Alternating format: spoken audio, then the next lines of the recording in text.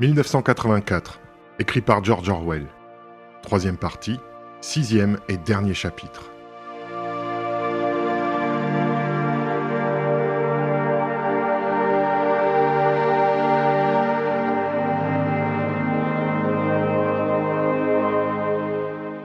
Le café du Châtaignier était presque vide. Un rayon de soleil oblique entrait par la fenêtre et dorait la surface des tables poussiéreuses. Il était 15 heures, l'heure solitaire. Une musique métallique s'écoulait des télécrans. Winston était assis dans son coin habituel, le regard fixé sur son verre vide. De temps en temps, il jetait un coup d'œil au large visage qui le regardait du mur d'en face. « Big Brother vous regarde », disait la légende. Un garçon, sans attendre la commande, lui remplit son verre de gin de la victoire et y fit tomber quelques gouttes d'une autre bouteille qu'il agita, dont le bouchon était traversé par un tuyau. C'était de la saccharine parfumée au clou de girofle, spécialité du café. Winston écoutait le télécran.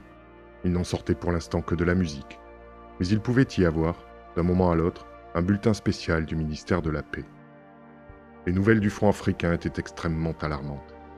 Winston s'en était, d'une façon intermittente, inquiété tout le jour. Une armée eurasienne, l'Océania était en guerre avec l'Eurasia. L'Océania avait toujours été en guerre avec l'Eurasia, s'avançait direction du sud à une vitesse terrifiante. Le bulletin de midi n'avait mentionné aucune région précise, mais il était probable que l'embouchure du Congo était déjà un champ de bataille. Brazzaville et Léopoldville étaient en danger. On n'avait pas besoin de regarder une carte pour savoir ce que cela signifiait. Il n'était pas simplement question de perdre l'Afrique centrale. Pour la première fois de la guerre, le territoire de l'Océania lui-même était menacé. Une violente émotion, pas exactement de la peur, mais une sorte d'excitation indifférenciée, s'élevait en lui comme une flamme, puis s'éteignait. Il cessa de penser à la guerre. Il ne pouvait, ces jours-là, fixer son esprit sur un sujet que pendant quelques minutes. Il prit son verre et le vida d'un trait. Il a nu, comme toujours, un frisson, et même un léger haut-le-cœur. Le breuvage était horrible. Les clous de girofle et la saccharine, eux-mêmes plutôt d'un goût répugnant de remède, ne pouvaient déguiser l'odeur d'huile. Le pire de tout était que l'odeur du gin, qui ne le quittait ni jour ni nuit, était inextricablement liée dans son esprit à l'odeur de ses...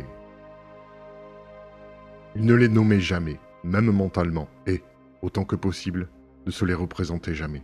Ils étaient quelque chose dont il avait à moitié conscience, qui rôdait près de son visage, une odeur qui s'attachait à ses narines. Comme le gin lui remontait, il rôta entre ses lèvres rouges. Il était devenu plus gras depuis qu'on l'avait relâché et avait retrouvé son teint. En vérité, l'avait plus que retrouvé. Ses traits s'étaient épaissis. La peau de son nez et de ses pommettes était d'un rouge vulgaire. Son crâne chauve lui-même était d'un rose trop foncé.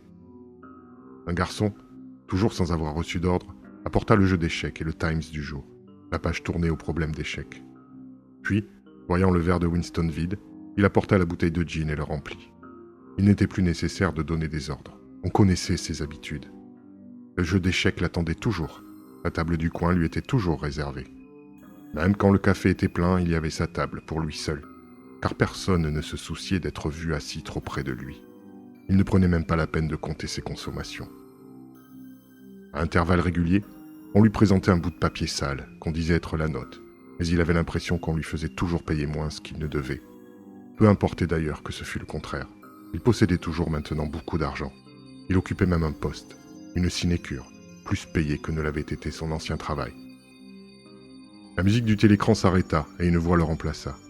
Winston leva la tête pour écouter. Pas de bulletin du front, pourtant. Ce n'était qu'une brève annonce du ministère de l'Abondance. Au trimestre précédent, paraît-il, le quota du 10e plan de 3 ans pour les lacets de souliers avait été dépassé, de 98%. Il examina le problème d'échec et posa les pièces. C'était un problème qui demandait de l'astuce et mettait en jeu 2 cavaliers. Les blancs jouent et gagnent en 2 coups. Winston leva les yeux vers le portrait de Big Brother. Les blancs gagnent toujours, pensa-t-il avec une sorte de mysticisme obscur. Toujours, sans exception, il en était ainsi. Depuis le commencement du monde, dans aucun problème d'échec les noirs n'ont gagné. Ce jeu ne symbolisait-il pas le triomphe éternel et inéluctable du bien sur le mal ? Le visage plein de puissance calme lui rendit son regard. Les blancs font toujours échec et mat. La voix du télécran s'arrêta et ajouta sur un ton différent et plus grave. Vous êtes priés d'écouter à 15h30 une nouvelle déclaration. 15h30. Ce sont des nouvelles de la plus grande importance. Ayez soin de ne pas les manquer. 15h30. La musique métallique se fit à nouveau entendre.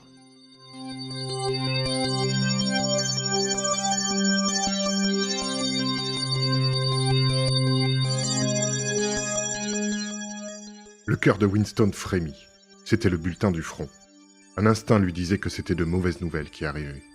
Toute la journée, avec de petits sursauts d'excitation, la pensée d'une défaite écrasante en Afrique avait hanté son esprit. Il lui semblait voir réellement l'armée eurasienne traverser en masse la frontière jamais violée jusqu'alors et se déployer dans le sud de l'Afrique comme une colonne de fourmis. Pourquoi n'avait-on pu d'une façon ou d'une autre les prendre à revers? La ligne de la côte occidentale africaine se détachait nettement dans son esprit. Il prit le cavalier blanc et le déplaça sur le jeu. C'était là qu'était le bon endroit. Tandis qu'il voyait dévaler la horde noire vers le sud, il considérait une autre force, mystérieusement rassemblée, qui s'implantait sur les arrières de la première et coupait ses communications par mer et par terre. Winston sentait que sa volonté faisait naître cette autre force. Mais il était nécessaire d'agir rapidement. S'il obtenait la domination de toute l'Afrique, s'il possédait des champs d'aviation et des bases sous-marines au Cap, il couperait l'Océania en deux. Cela pouvait tout signifier. La défaite, l'écrasement, le nouveau partage du monde, la destruction du parti. Il respira profondément. Une étrange mixture de sentiments.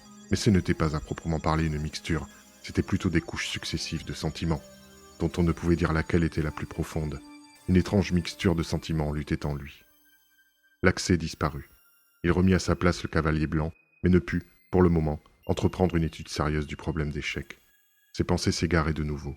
Presque inconsciemment, il traça du doigt dans la poussière de la table. 2 + 2 = 5. Ils ne peuvent pénétrer en vous, avait-elle dit, mais ils pouvaient entrer en vous. Ce qui vous arrive ici vous marquera à jamais, avait dit O'Brien. C'était le mot vrai. Il y avait des choses, vos propres actes, dont on ne pouvait guérir. Quelque chose était tué en vous, brûlé, cautérisé. Il avait vu Julia. Il lui avait parlé.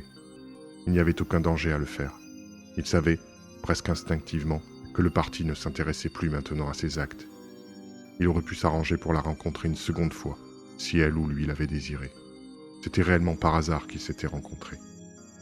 Ils se trouvaient dans le parc, par un jour de mars froid et piquant, alors que la terre est dure comme du fer.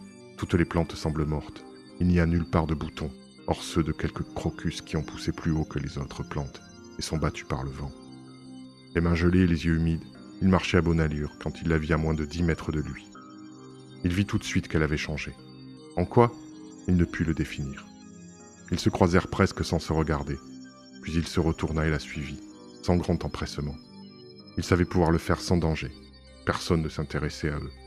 Elle ne parlait pas. Elle obliqua à travers la pelouse, comme pour essayer de se débarrasser de lui, puis parut se résigner à sa présence. Ils étaient au milieu d'un bouquet d'arbustes dépouillés de leurs feuilles, qui ne les cachaient ni ne les protégeaient du vent. Ils s'arrêtèrent. Il faisait horriblement froid. Le vent sifflait à travers les rameaux et agitait les rares crocus poussiéreux. Il lui entoura la taille de son bras. Il n'y avait pas de télécran, mais il pouvait y avoir des microphones cachés. En outre, on pouvait les voir. Cela n'avait pas d'importance. Rien n'avait d'importance.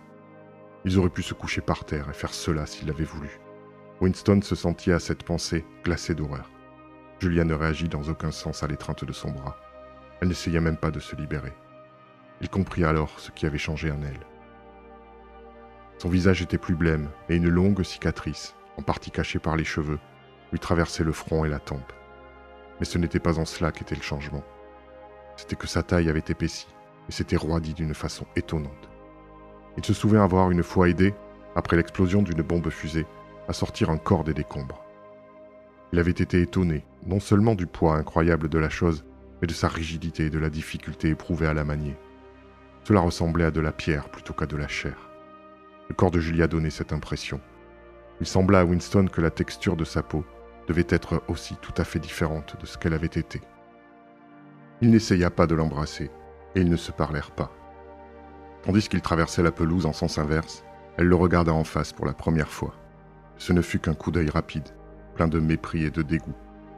Il se demanda si ce dégoût venait du passé, ou s'il était aussi inspiré par son visage boursouflé et les larmes que le vent continuait à faire couler de ses yeux. Ils s'assirent côte à côte sur 2 chaises de fer, mais pas trop près l'un de l'autre. Il vit qu'elle allait parler. Elle avança de quelques centimètres sa chaussure grossière et écrasa du pied en rameau. Il remarqua que ses pieds semblaient s'être élargis. « Je vous ai trahi, dit-elle méchamment. « Je vous ai trahi, répéta-t-il. Elle lui jeta un autre rapide regard de dégoût. Parfois, dit-elle, il vous menace de quelque chose qu'on ne peut supporter, à quoi on ne peut même pas penser. Alors on dit, ne le faites pas, faites-le à quelqu'un d'autre, faites-le à un tel.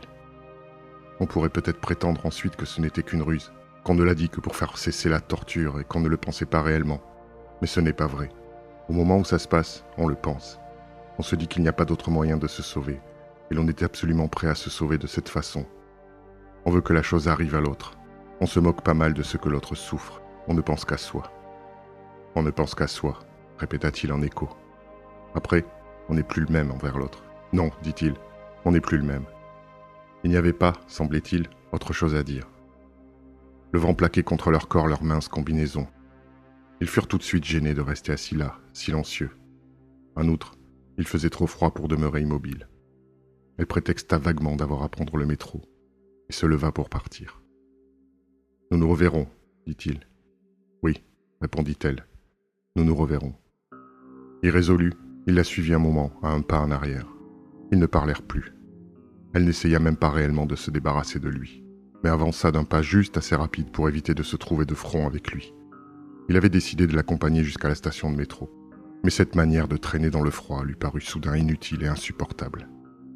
Il fut pris d'un désir irrésistible, non pas tellement de s'éloigner de Julia, mais de retourner au café du Châtaignier, qui ne lui avait jamais paru si attrayant qu'à ce moment. En une vision nostalgique, il se représentait sa table de coin, le journal, le jeu d'échecs et le gin coulant sans arrêt. Surtout, il y faisait chaud.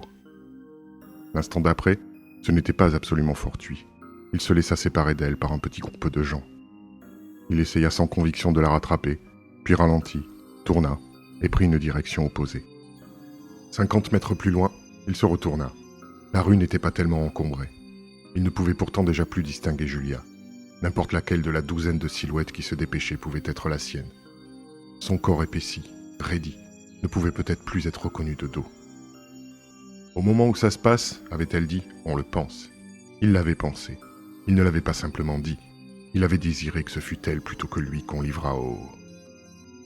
La musique qui s'écoulait du télécran fut changée.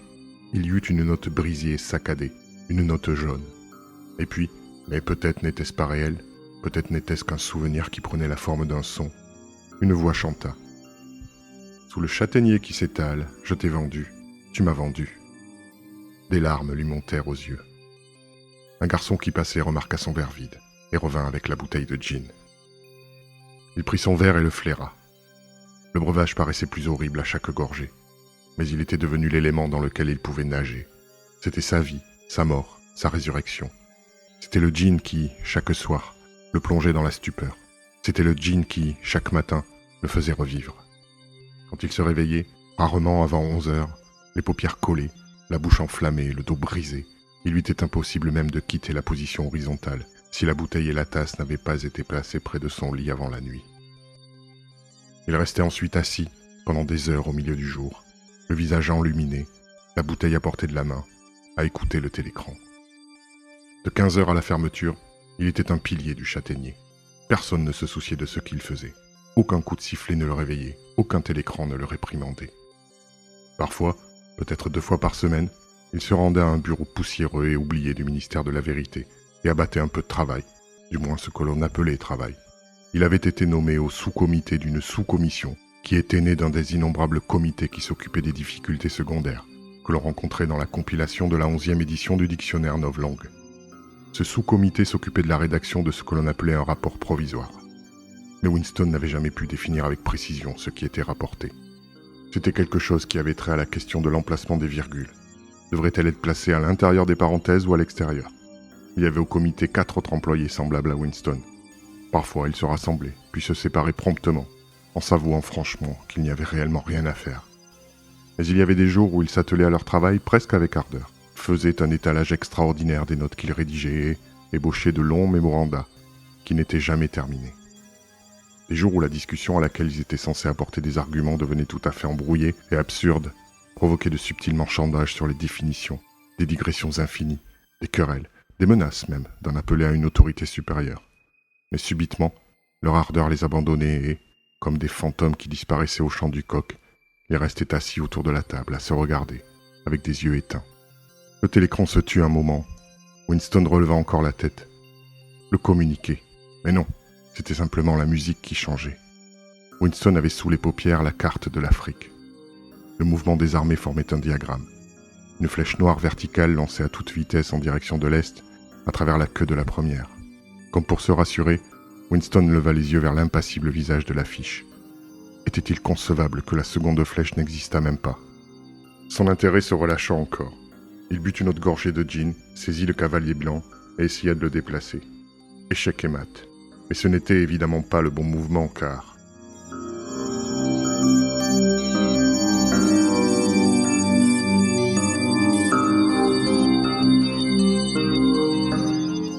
Un souvenir, qu'il n'avait pas cherché, lui vint à l'esprit.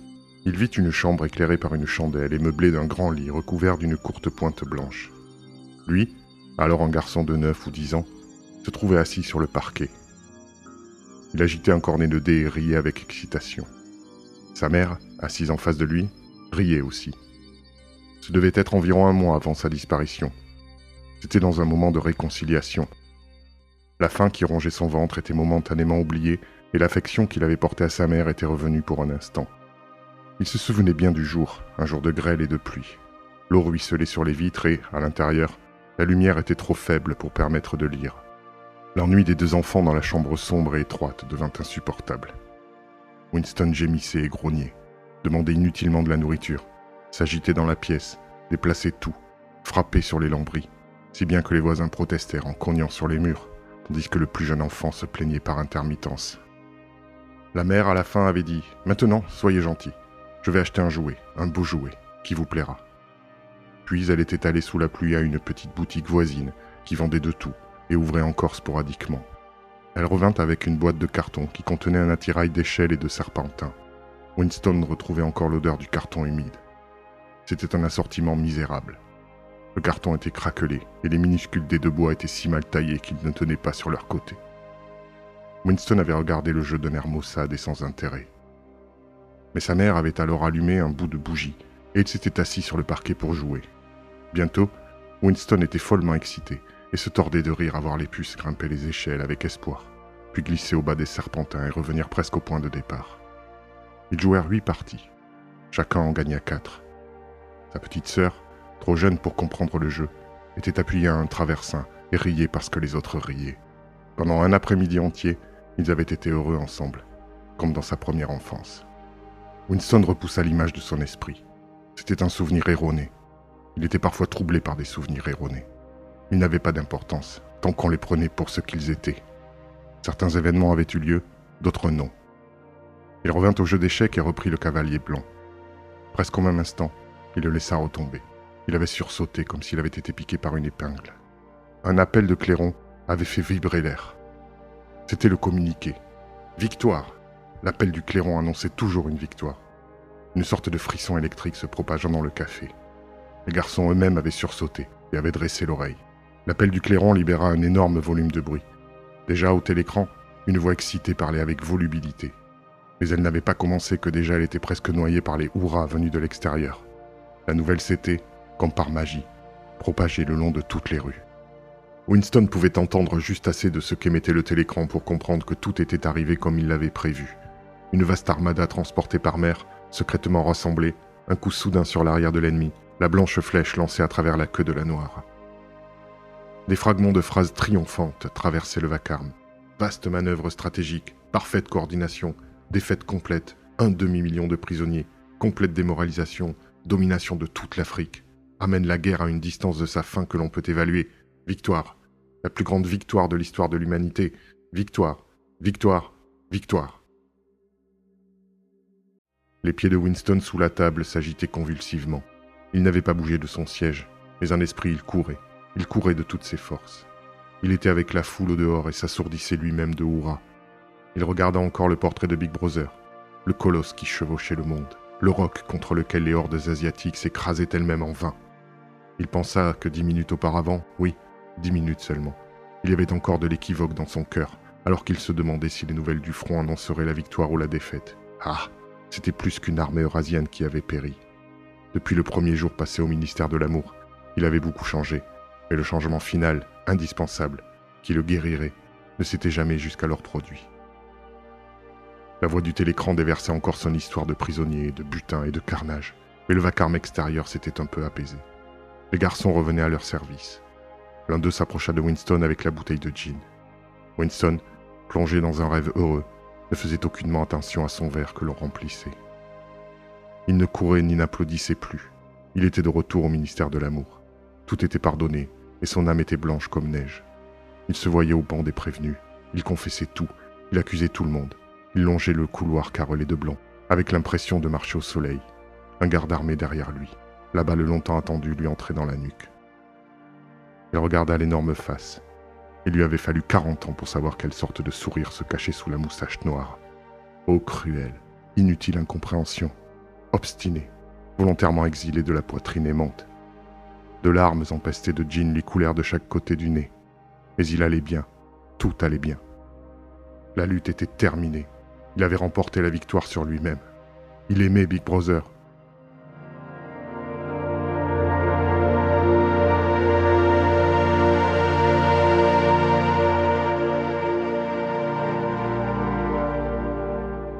Fin de la lecture de 1984, écrit par George Orwell. En remerciant toutes les personnes ayant écouté ce livre audio et en invitant ceux qui ne sont pas abonnés à le faire, afin de soutenir notre travail et d'être mieux avertis de la mise en ligne des prochains livres audio. À bientôt sur Frisson d'hiver.